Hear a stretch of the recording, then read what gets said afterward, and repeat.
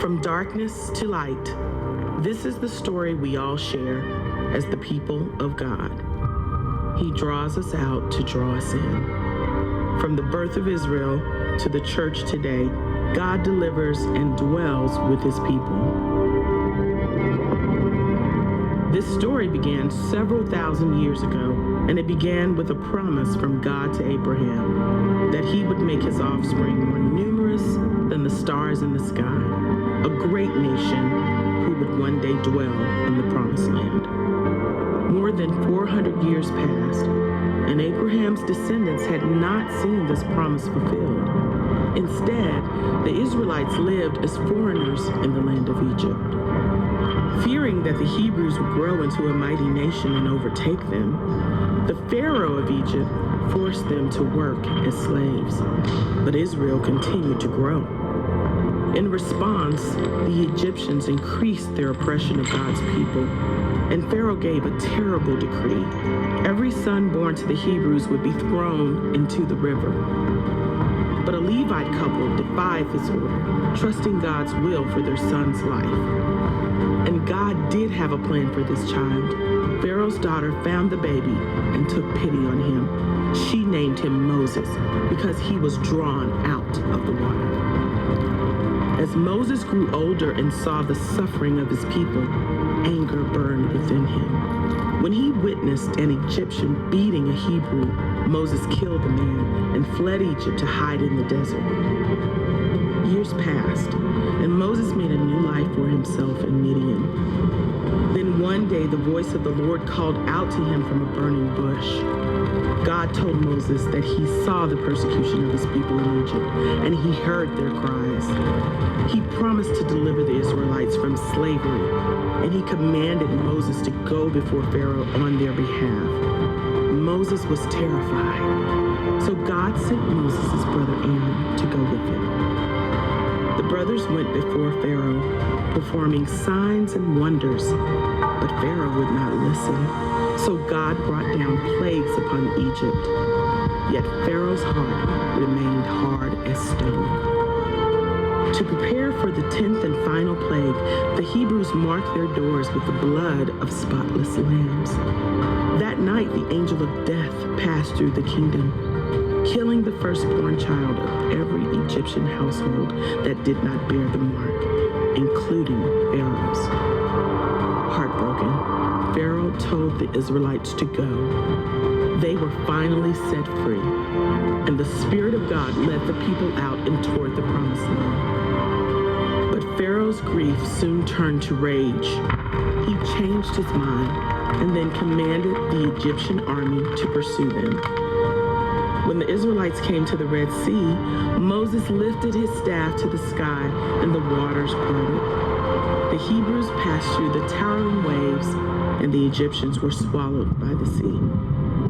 God had indeed drawn his people out of bondage, out of darkness, and into the light of his presence. The story of Israel is the story of us today. We are God's people.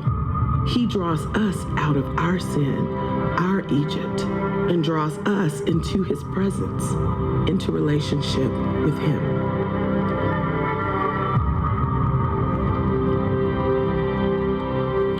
Oh, good morning. Glad to see you all. If you're new, we've been kind of working through the Bible, starting at the beginning with the book of Genesis, and kind of the big idea of Genesis, which literally means beginning, or same word we get for genetics, how all this started, is that God created all humans for a specific purpose, and that was for us to know him, be connected to him, find life in him, find support by him, all those things.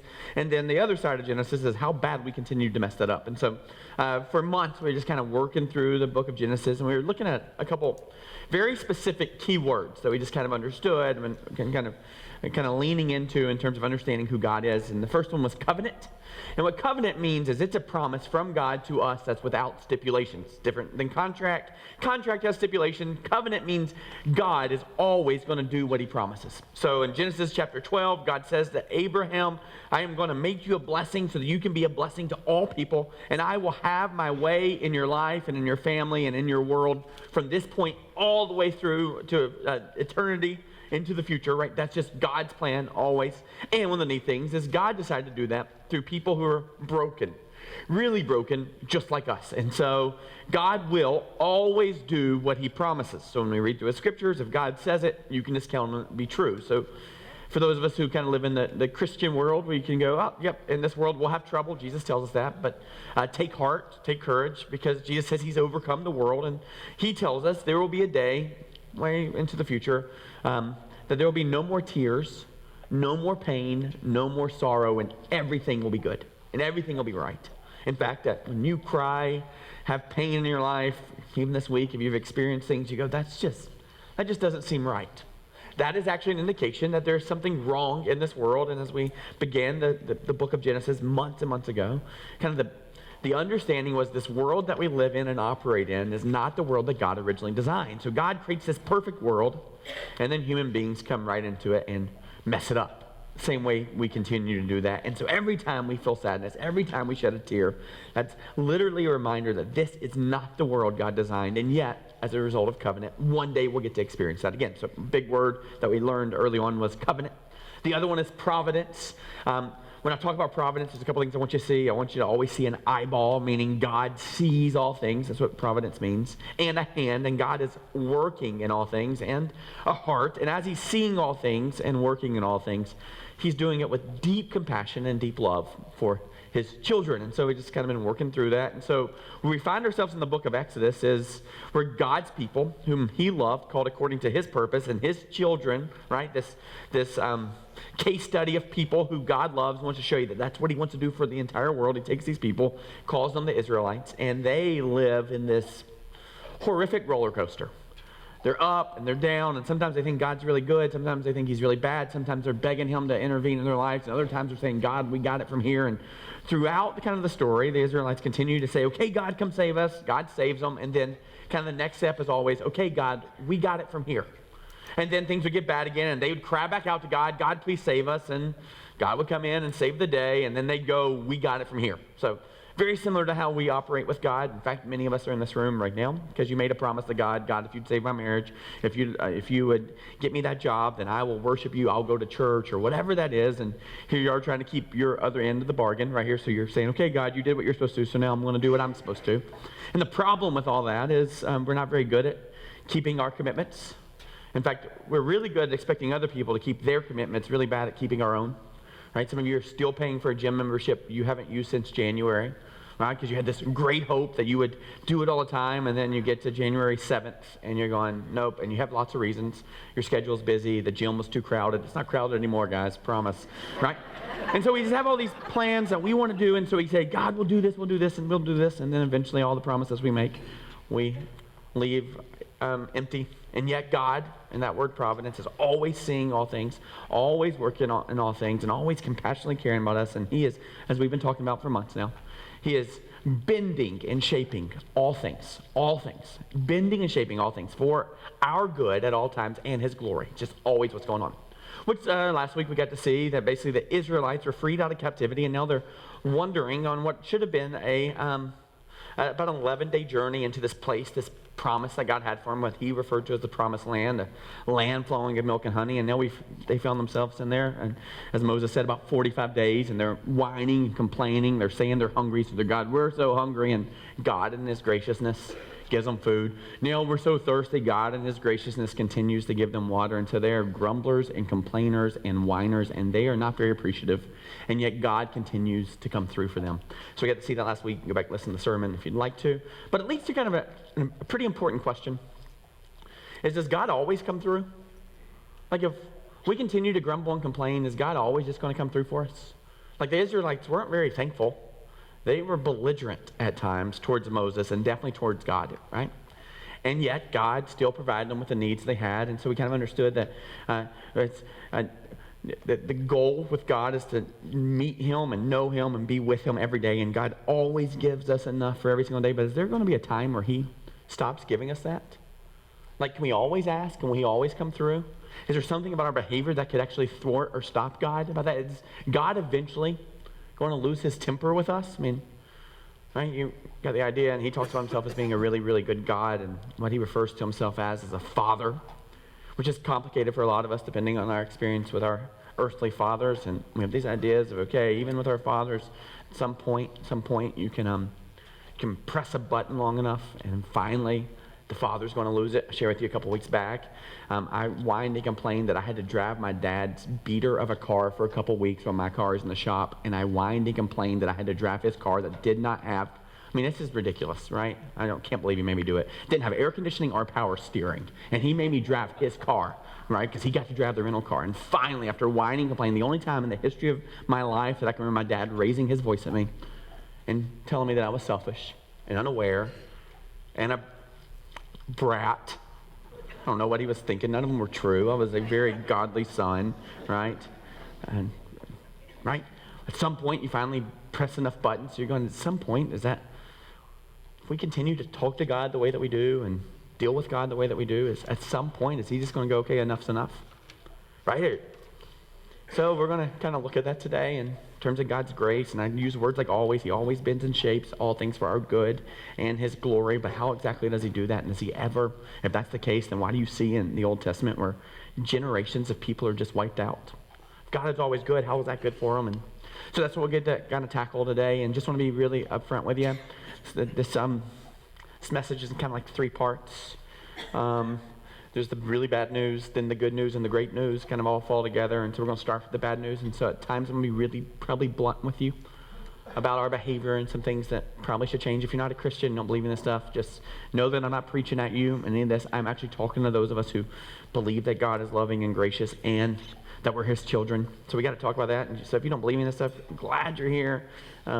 Really, really glad you're here, and be happy to chat with you about any of the stuff or any of our staff would. Back of that bulletin that you've got in front of you, you can jot your name or number down and say you'd like to chat with one of us. Would love to. No pressure. We're not doing, bait and switch. I will tell you that I get an extra $1,000 for every convert. So I'm just joking. I don't at all. Which is ridiculous, guys. We would have a lot of converts if we could add that to my package, right?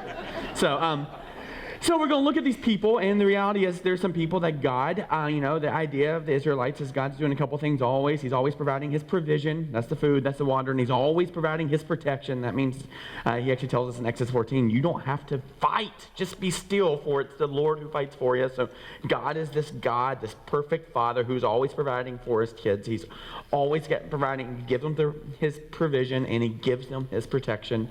But you're going to see throughout the scriptures where God is going to remove that banner of provision, remove that banner of protection, and it's going to go really badly for some people for a while. And so we're just going to try to figure out why that's the case. And the folks we're going to be looking at today are the Israelites, God's people, kind of God's case study, and a different group of people, the Amalekites, okay? And it's going to go really badly for them. And God's going to do the heavy lifting, and there's going to be a war. And he says he's going to wipe out the entire generation. So this might be the God you're not interested in. You go, yep, that's the God I've heard about. We probably should figure out why he does these things.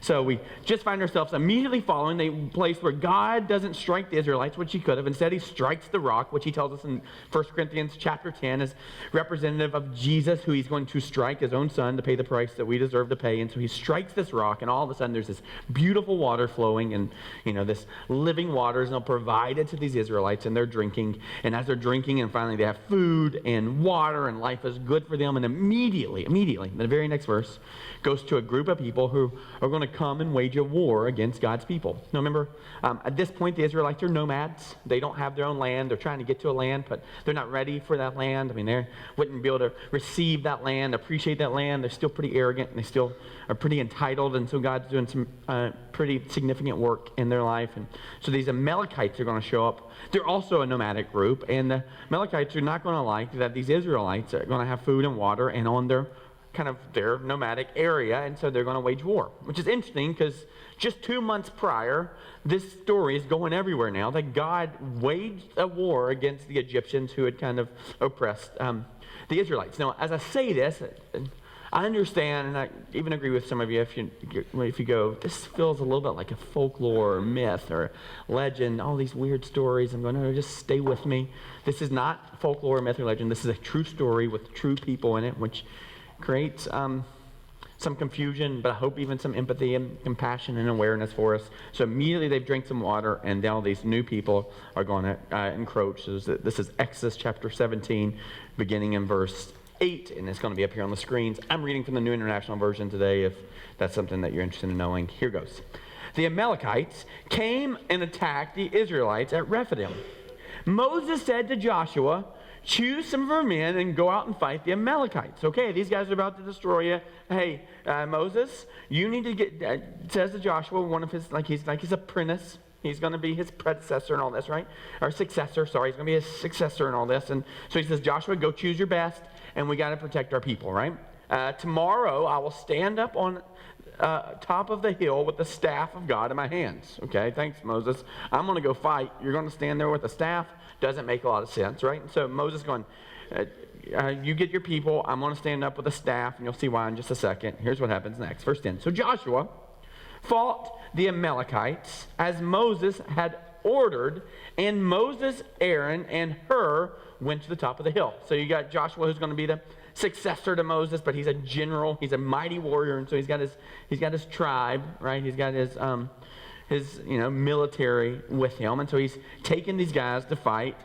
Moses goes up on top of a hill, and he takes kind of the priestly people, his brother and another servant up there to go stand on the top of a hill with a staff, right? Now, this is what it says. As long as Moses held up his hands, the Israelites were winning. But whenever he lowered his hands, the Amalekites were winning. So something just to point out here and tell you, it's so confusing. You'll see this later. When Joshua finally, we were talking about, years later, that Joshua's going to take the entire Israelites in the Promised Land, and kind of the first thing they're going to deal with is Jericho. Some of you know the song, Joshua in the Battle of Jericho, and God's going to tell Joshua that they're going to conquer it, and he's going to give them some interesting advice. And in any military thing, you don't have a lot of options. They're standing in front of this big wall that's around the city, and either you can go over it, right? Go over it and fight.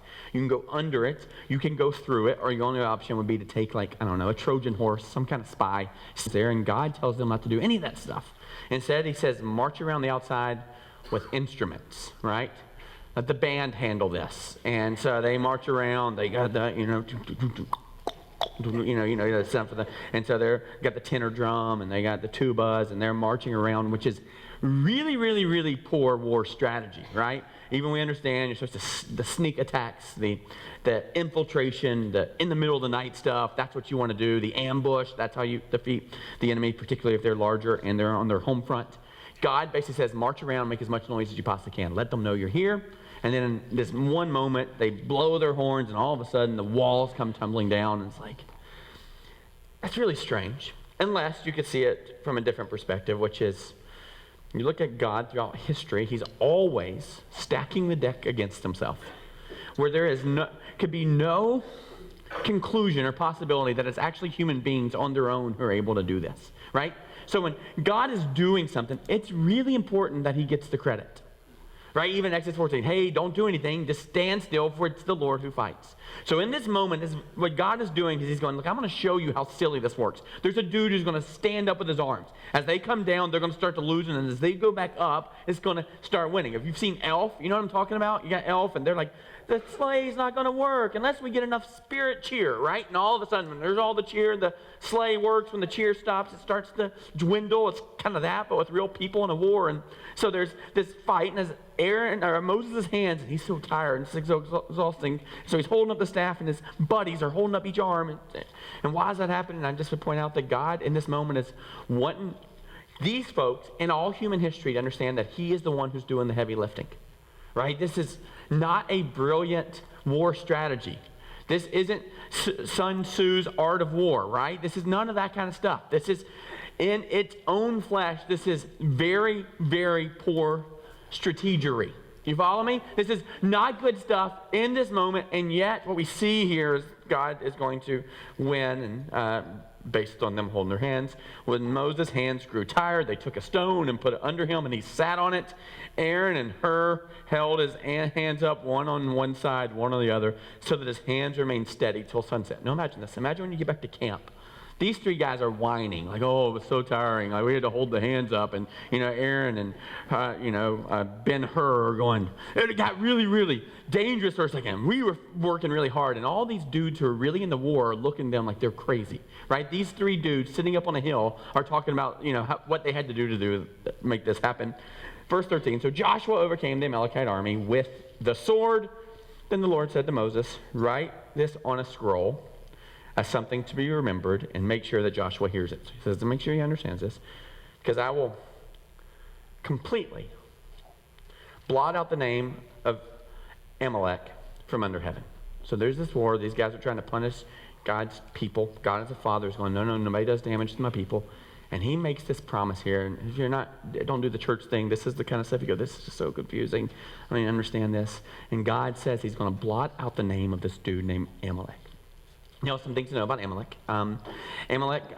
So you know the story of Abraham. Abraham has a son named Isaac, right? And so the whole idea of covenant and promises, God is going to use a person in every generation to show this archetype, this type of human being that represents God's provision, but they're just still human. So God uses Abraham to show his entire family and all the people that he's going to provide. Then God uses his son Isaac to do the same. And then Isaac has these two sons named Jacob and Esau, right?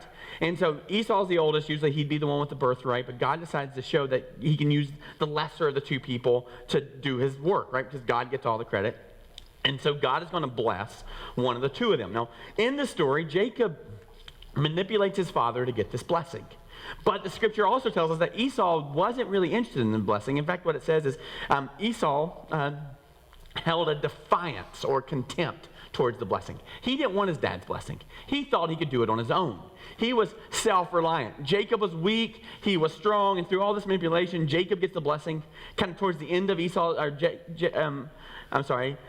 towards the end of Isaac's life. That's Esau's dad. Finally, Esau goes, oh, no, I did actually want that. My dad was the provider for us, and he goes back to get it. It's too late, and kind of this separation and this conflict happens from Jacob and Esau and their families. So Jacob starts having kids. He has these 12 kids. Those become the 12 tribes of Israel. So this whole nation that God establishes is through Jacob's lineage. Esau starts having kids, and some of their kids, he has one of them's out of wedlock and to someone in his concubine, that's one of his extra ladies, has this kid named Amalek. Now, one of Esau's other wives has a kid named Jethro, we're also going to learn about. So through Esau's lineage, there's these people that they're defiant. They think it's about their duty and their own self-preservation and their own success. So you have God's people who forget at times, but continue to remember that God is the one doing the heavy lifting. And then you have this whole generation of people that still think it's up to them, that they can take matters in their own hands, they can manipulate and control. And so these Amalekites from the lineage of Amalek are these people. They go and they're basically just pirates. They destroy people, they do what they want to get what they want, and they see people as an end to their means, right? So the first thing that sin does is it tells us that we are stronger or greater than God, and the first residual thing that happens as a result of sin is we start using other people for our pleasure. Right? You see it all the way back with Adam and Eve, Cain and Abel. And so you got these two different groups. One group who's struggling but trying to please God, the Israelites, and this whole other group, the Amalekites, the Midianites, the Ishmaelites, all these people who are going, nope, we take matters in our own hand. We don't need a God. We're our own God. We're about our own success, and we are going to conquer whatever we need to. So these two different groups, and as you can imagine, one wants to give God credit, even though they struggle with it. One believes God is the one who provides blessing, like Jacob did, even though they manipulate to get it. And this other group that doesn't really care about the blessing because they're really confident they can do what they want to and don't need God's help. In fact, if God would just leave them alone, things would be better for them. And that's this whole other group of people. So God looks in and says, hey, Joshua needs to know this. Write this down. Those people who think they can have it all by themselves, they're going to get some real awareness. Because what's going to happen, God's going to have two different groups of people. Those who struggle, like many of us, and yet say God is the source of comfort, God is the source of blessing, and he's going to continue to give his provision and his protection to those people. Now, this whole other group of people, God's going, okay, you want your wish.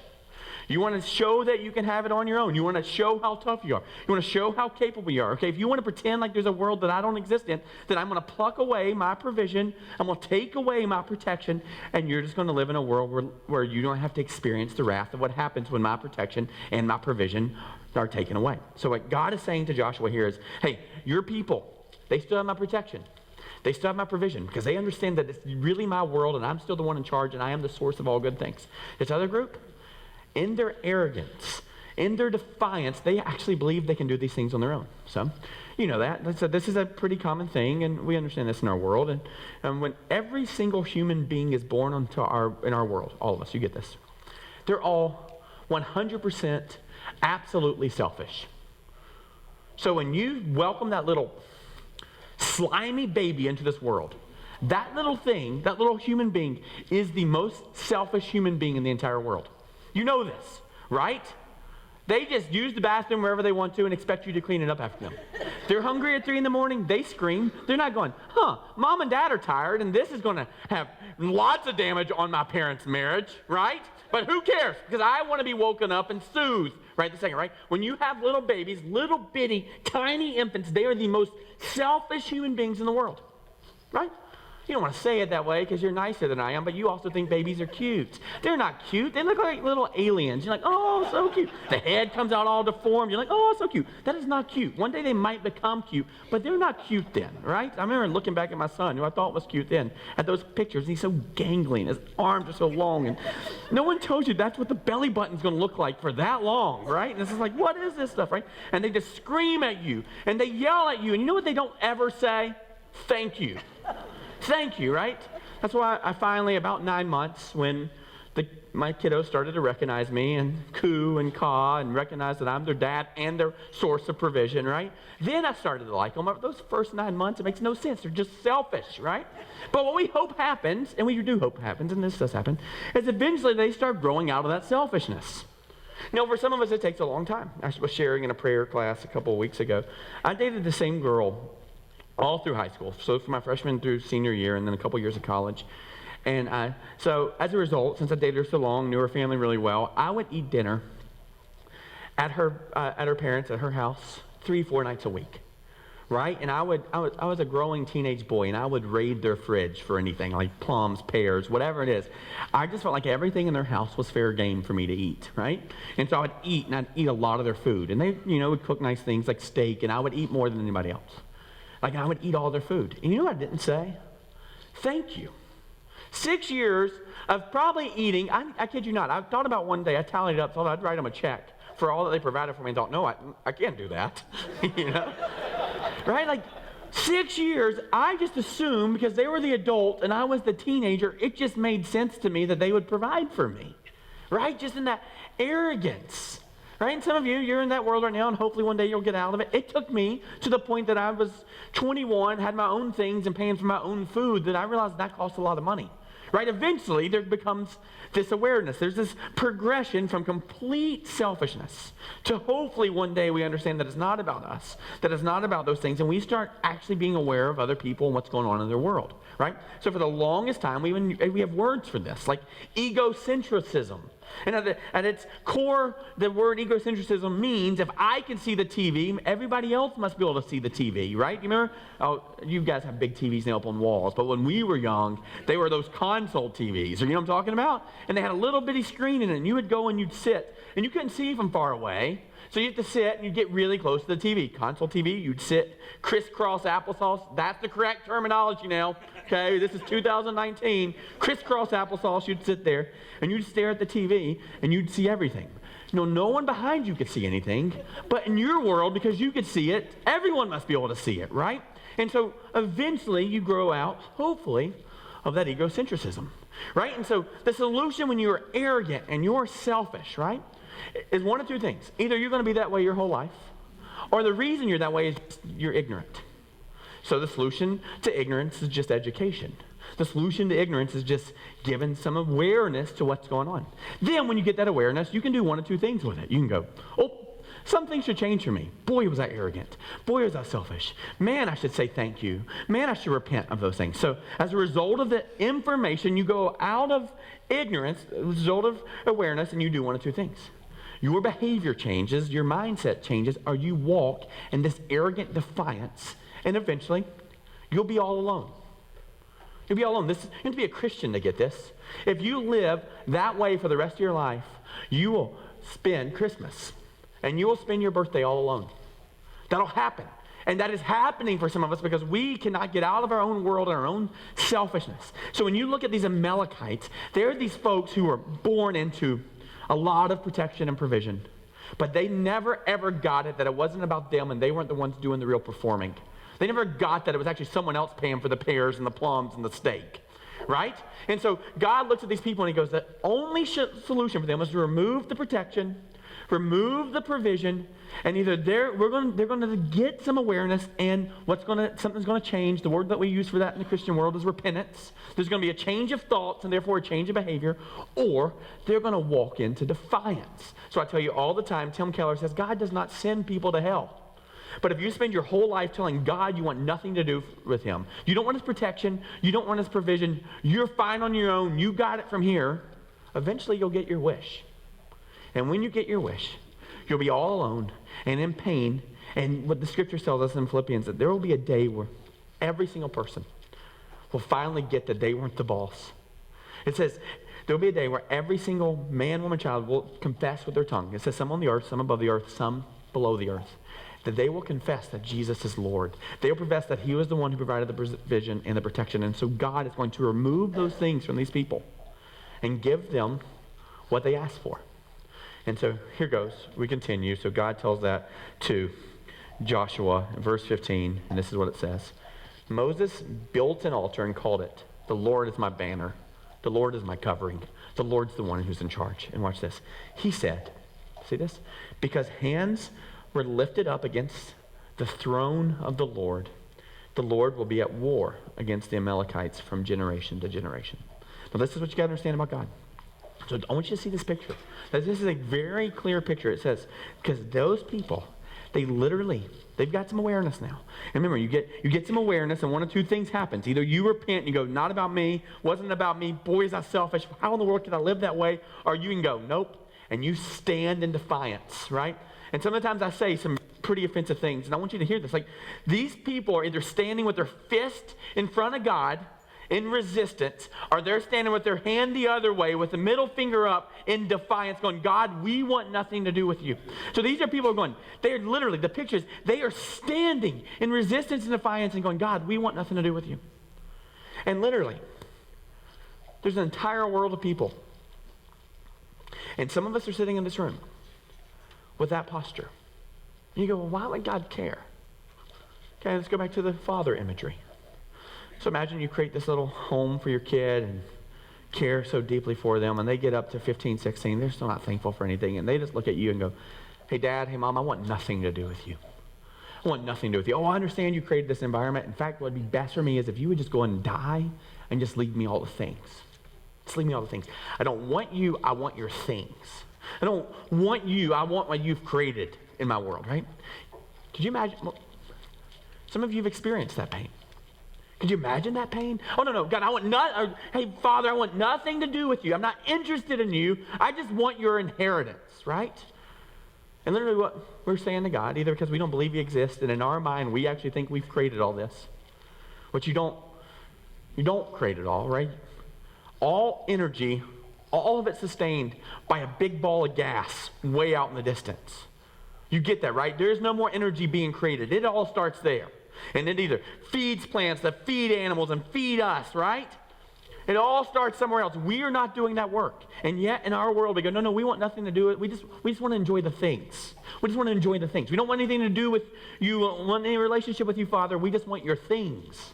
We just want your things. You're literally saying, it says in Romans that God has made himself known through creation, and people have chosen to worship creation rather than the Creator. So many of us are standing with our hands in defiance, our resistance, going, we want nothing to do with you. We just want your things. There's a story about this in the New Testament, Luke chapter 15. It's a parable where God gives us a story, and he talks about the son who does exactly that. He goes, Dad, I want nothing to do with you. I just want your things. And the father's gracious, and he gives him his things. And so the son walks away. It's called the prodigal son. And you know what happens when he walks away? When he walks away from love and provision and protection. And the father allows it. Why does he allow it?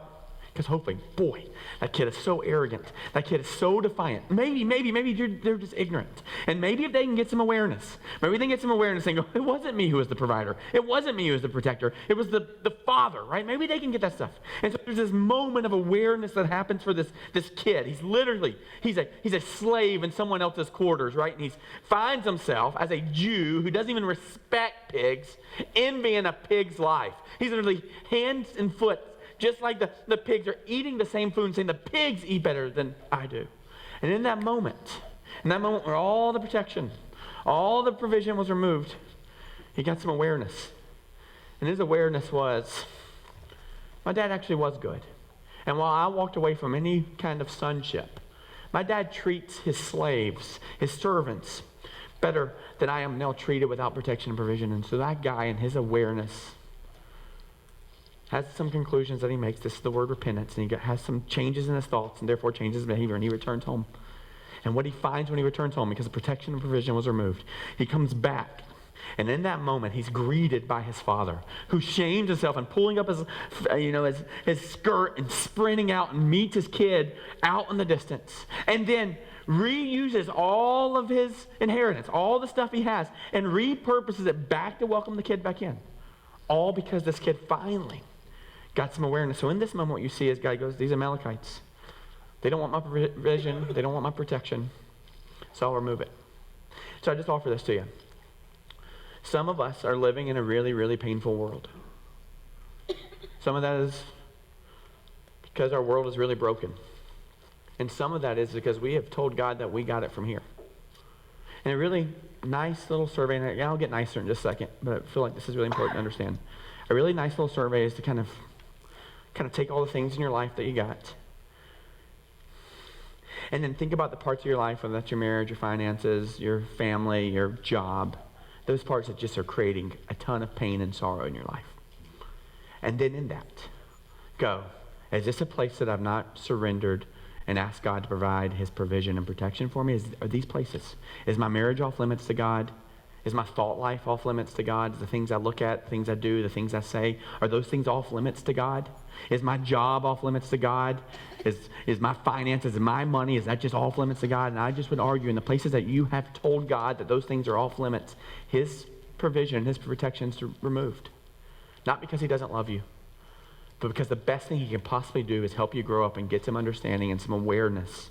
And hopefully that awareness that we're his provision and protection. Maybe you go, God, I want nothing to do with you in my marriage. I don't want to change anything. I'm going to keep looking at that. I'm going to keep doing that. God, I want nothing to do with my finances. I'm not trusting you with anything. It's all mine. It's all mine. And in those areas where you just have lots of chaos in your life, so just say, perhaps, and there's a lot of other reasons, guys. So not every bit of pain in our life is a result of our behavior.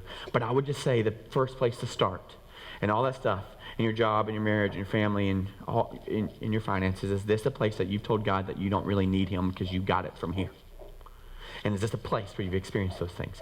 And perhaps if you've experienced the lack of provision, the lack of protection, perhaps it's not because God is angry or mean, but because he so desperately wants you to understand he's the source and provision and the source of protection for you.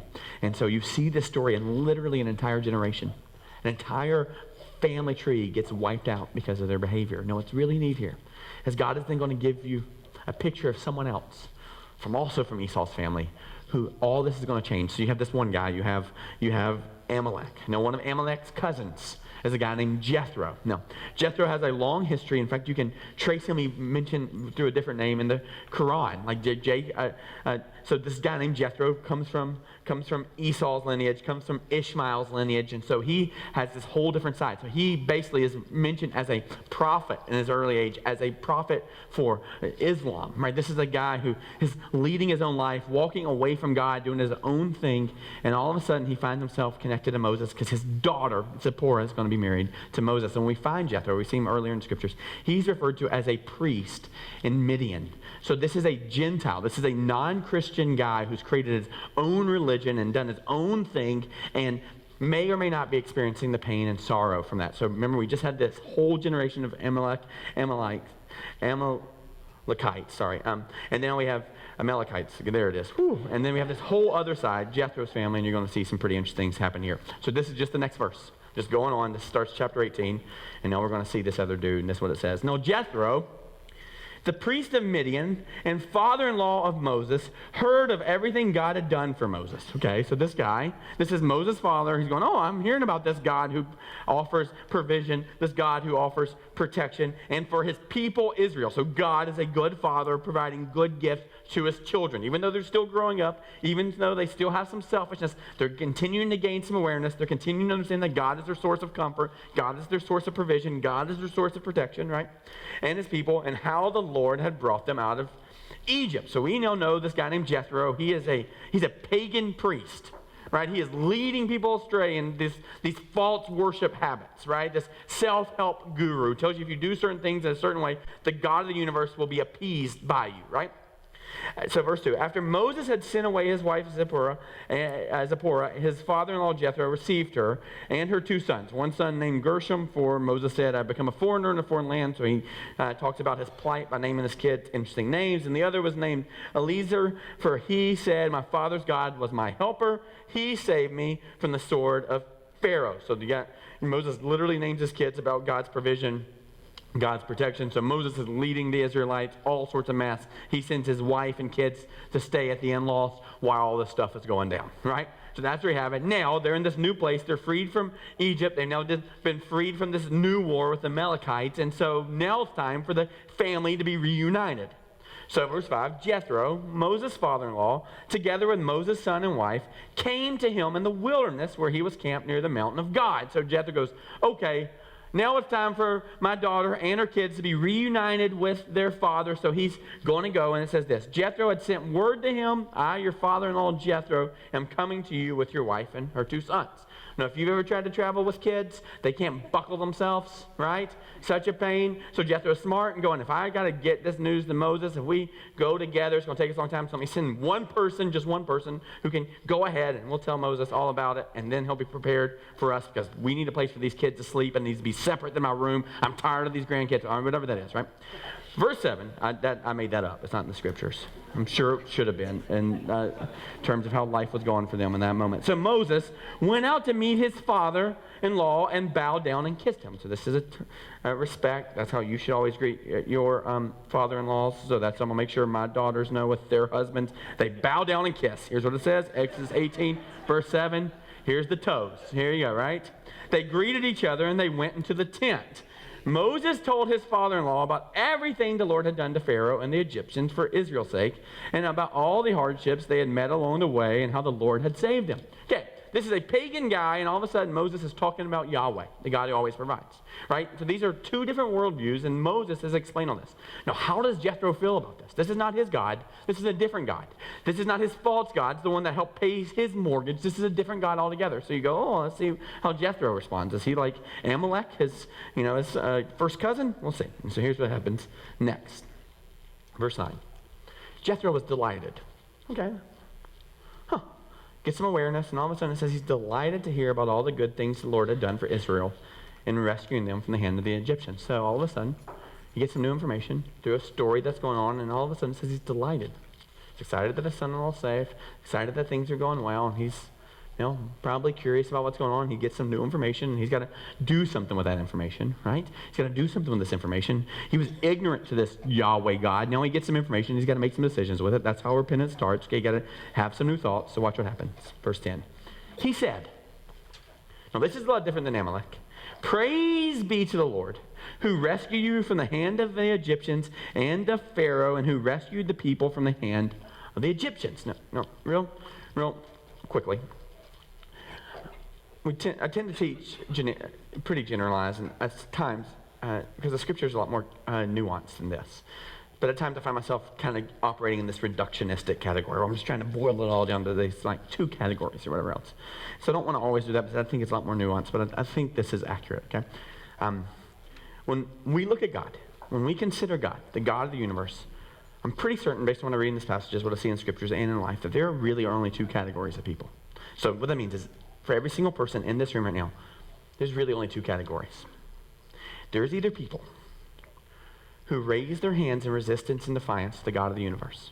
I got it from here, God. I'm not interested in you in my life. You're either doing that.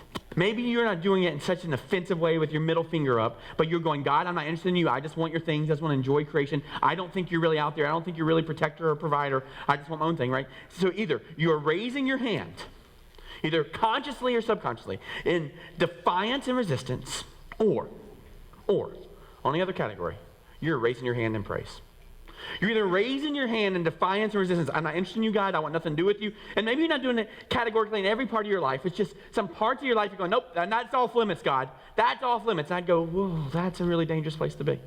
Because either we're all in this kingdom thing, we're going, God is the source of protection, God is the source of provision, God is the source of comfort, or we are saying there is something greater than that God who's that source. Whether that's someone else, something else, or ourselves. So categorically, we're either in one of two categories. Either we are standing in defiance of God and resistance to God with our hand raised as a fist, or we're standing before God in our hand of praise. And I understand that's really, really offensive, and boy, I want to be gracious here and would love to have longer conversations with you. But I can't find a third category in our world. I just can't. And so what happens in this moment, remember, Jethro was a guy who stood in defiance. Not interested in the God of the universe, not interested in your protection or provision. I got my own little religion, the way I eat, the way I pay things, the way I provide, the way that I operate in some checklists. It's enough for me. Then all of a sudden, this moment, what it says here is that he said, praise be to the Lord who rescued you from the hand of the Egyptians and Pharaoh, and who rescued you from the hand of the Egyptians, right? Who rescued you from them. So in this moment, he turns his hands of resistance and defiance to a hands of praise. And this is what he says. Now I know that the Lord is greater than all other gods, for he did this to those who had treated Israel, see that word? Arrogantly. So it's actually in God removing his protection, his provision, right? These Amalekites, they don't get it. They have no emotional intelligence. They have no self-awareness, and they are just walking straight off a cliff into their own demise. And Jethro, looking into this, knowing his cousins, he's going, man, I see it now. They were operating so arrogantly. It literally was God removing those things that was bringing some awareness to a group of people. And Jethro turns from this pagan God worshiper and says, no, I know the Lord. Oh, it's the Lord. The Lord. That means boss, the one in charge, the hero of the story. The Lord is greater than all other gods. And this is it. I want you to see the beautiful picture of salvation that I hope happens for all of us, right? Then Jethro, Moses' father-in-law, brought a burnt offering and other sacrifices to God. This is important. You're going to see sacrifices offered. There's a couple things happening every time you make a sacrifice. When that sacrifice is happening, what you're saying is, God, you're greater than my greatest things. And those sacrifices always required innocence to be blood to be shed. So he's going to slaughter some animals in this.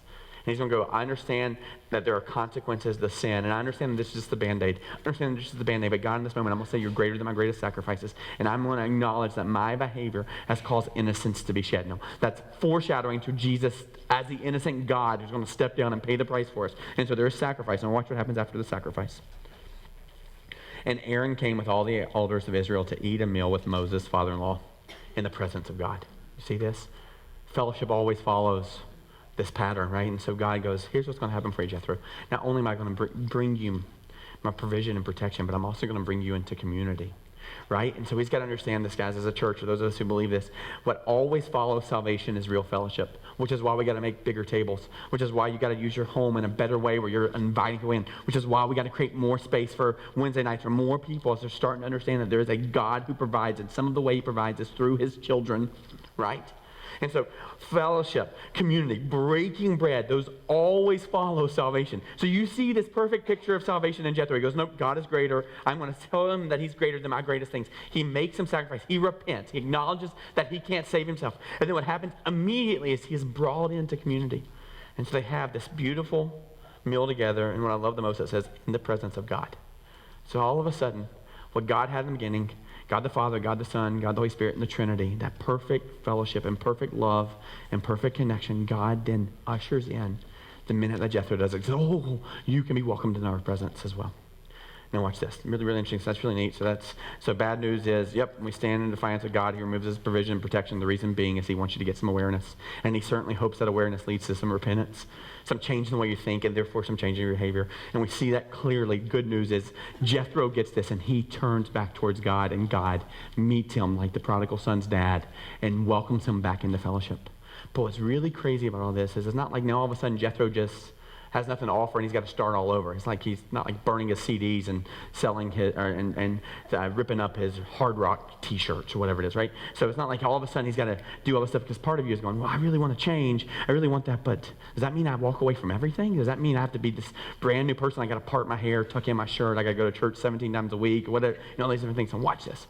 Watch what God has always been doing in Jethro's life, because we got some complications for the Israelites here. So I'm going to read this really fast and kind of help you understand it. Verse 13. The next day, so all that happens, Jethro's in fellowship. Now, he's a priest, a pagan priest, by the way, but he has some understanding about organizational leadership and structure, all those different things. So he now shows up. Verse 13, the next day, Moses took a seat to serve as judge for the people, and they stood around him from morning till evening. So Moses is at work, and he's standing from meeting with people. When his father-in-law, who had some experience, he's an older guy, has a shepherd, he's a priest, right?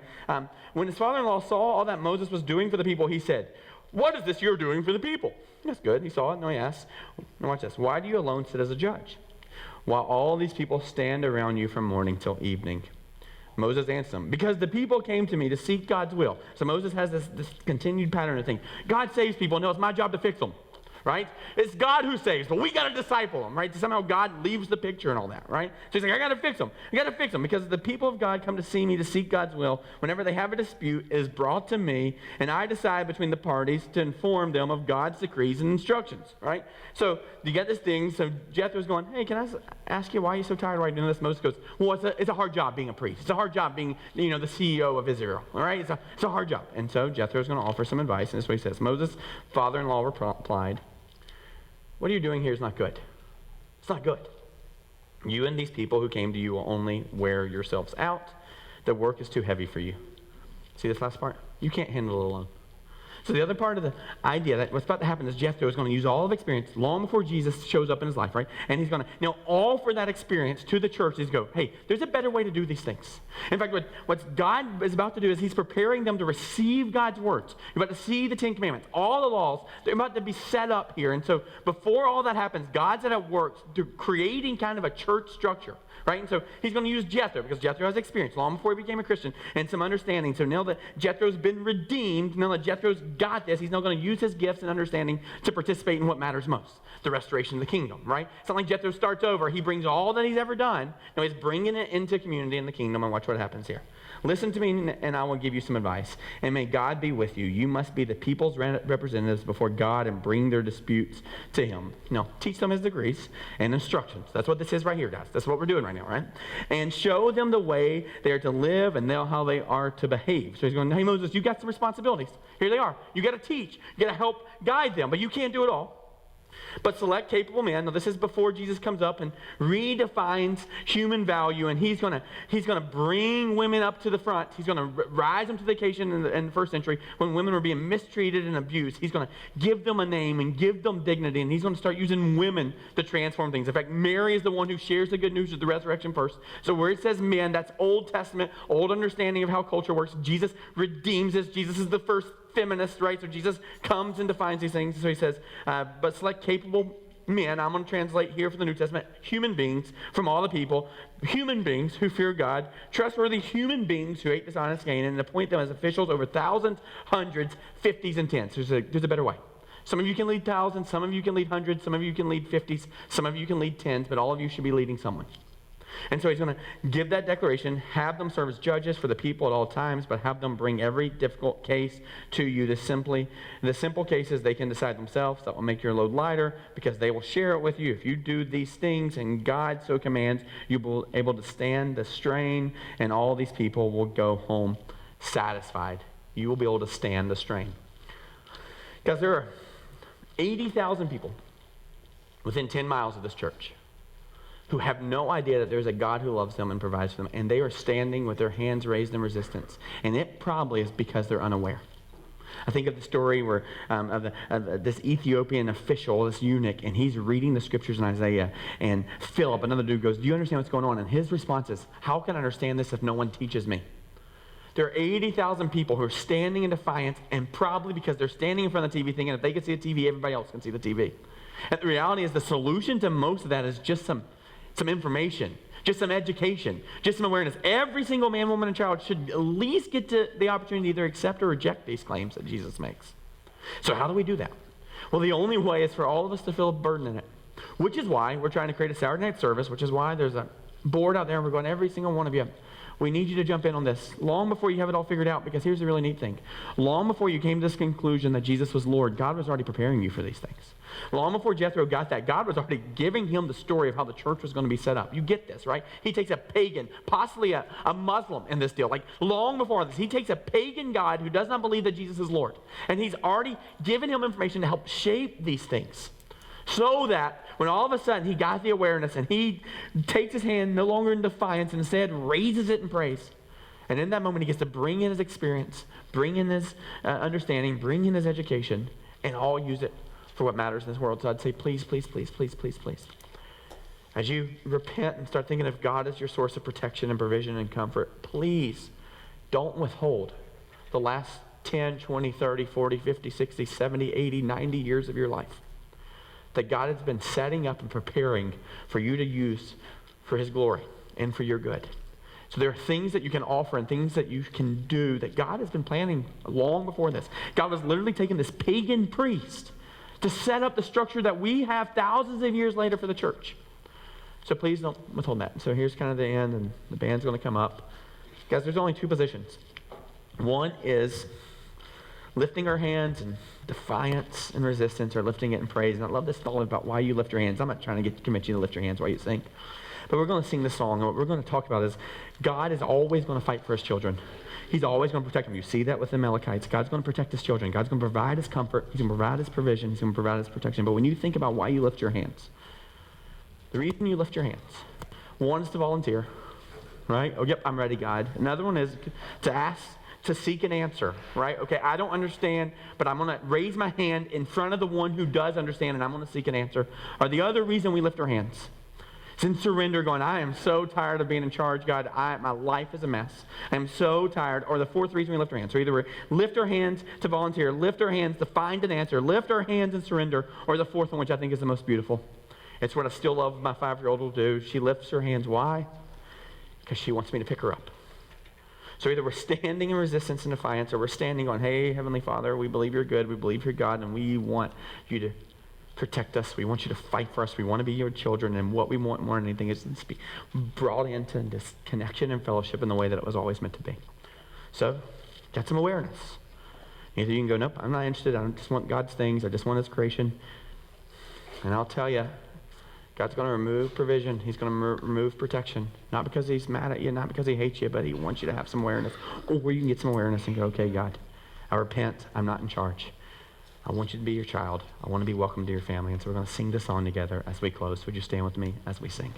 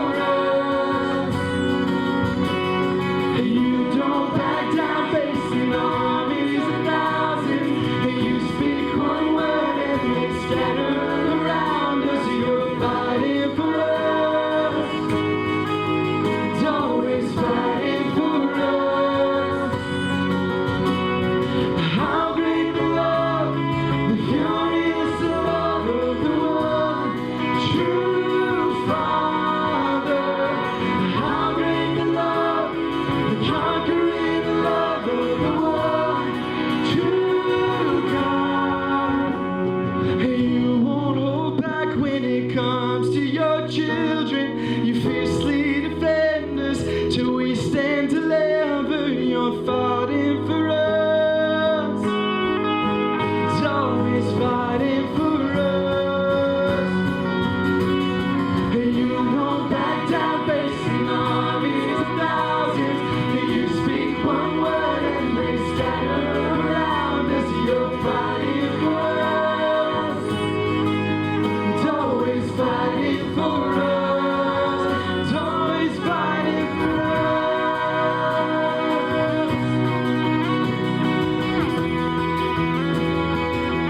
It's always fighting for us.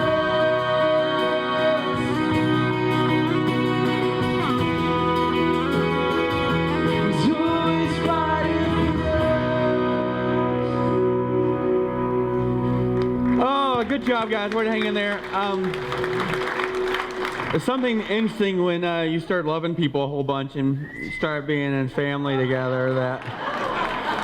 So the Eagles are playing the Falcons today. You know, I'm from Atlanta and I'm going to be wearing green. So I love you guys. That's what that means. And if you're new, seriously, if you're new here, working through this, like I understand there's a lot to sort through and you're going, I'm not sure it's that simple and it's just one or two sides. I just would say, hey, regardless of where you're at in all of this stuff, the great thing that God offers us as a community, and boy, do we want to be that for you. Boy, do we want you to be welcomed to sit at the table. And the next simple thing would be for you to show up on a Wednesday night, this Wednesday, and just have a meal together with us. At 5:30, we eat together. You can show up at the tables everywhere. And then there'll be some different classes. You can learn more about the Bible. Your kids got some student and kids ministry, and just really, really, really do want that for you. And then starting next week, next Saturday, we'll have our first preview service. So we have Saturday at 5, and then 2 services, 9 and 10:45 on Sunday. Now, some of what we're going to be doing over the next couple of weeks is helping you guys communicate what's going on here, both for the Sunday night service and our Saturday night service, and then Sunday mornings, and that there's more room for more people now. And so, starting next week, either the Saturday service or Sunday, out in our lobby, there will be all sorts of swag for you. T-shirts, bumper stickers, magnets, invite cards of just what's going on here, and want you all to be prepared for that. So next week when you show up, just know that there'll be lots of stuff we want to get in your hands, yard signs to help you communicate what's going on, because there's 80,000 people who have no idea that there's a God who loves them, has a plan for them, and our mandate is to share this really good news with people. That's transformative, and so know that you're welcome here. If you've got any questions, back to that bulletin. Now, as people are heading that way, if you're going, still confused, got some pain, you talk about, the provision and the protection not being there, and boy, there's some pain there, and I really want God in the middle of all that stuff. As people head that way, right here to my right, there's plenty of people who'd love to pray with you, chat with you about those things. So as people are going that way, you can go this way. If you did fill out the back of the bulletin, as you exit, there'll be some baskets there that we give offering to. You don't have to worry about that part, but drop your information in, and we'd love to follow up with you. That's it. You guys have a great week, and behave yourselves tonight when the birds play.